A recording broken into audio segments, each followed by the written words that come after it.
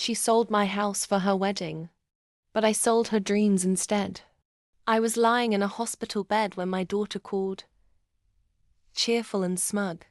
"Mum, I'm getting married, so..." I sold the house and the car to pay for it. She thought I'd cry, but I laughed because she had no idea what she'd just done. Let's rewind a bit. I'm 72. Widow. Retired history professor.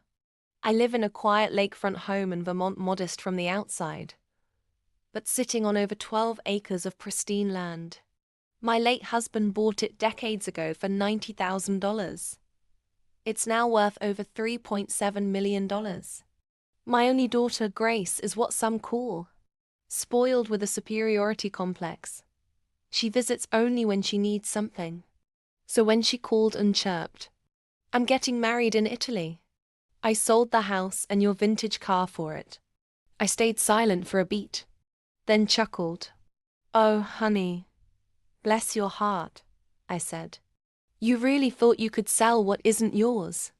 You see, what Grace didn't know was that 3 years ago, I transferred the house and all assets into a living trust, placing full ownership in the hands of my estate lawyer.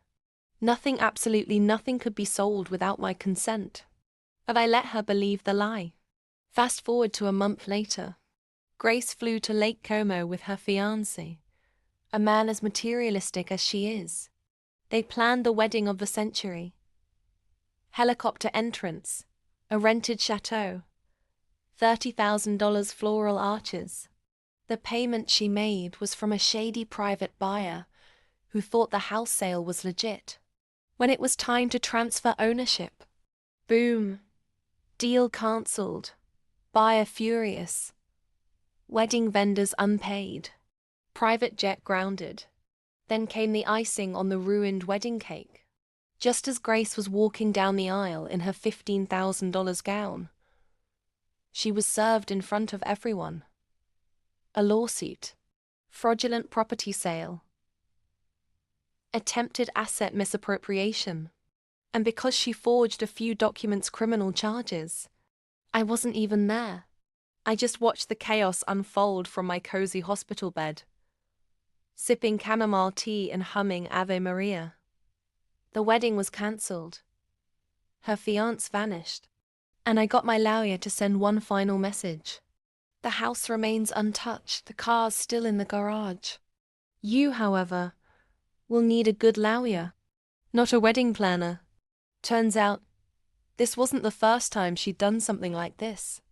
A deeper investigation revealed she'd previously forged my signature to siphon off funds from my pension over the years, thinking I was too old to notice. Now, she's facing federal charges and is being cut off permanently. My will has since been updated. Every penny now goes to a women's shelter I helped found in Boston. Not a dime to Grace.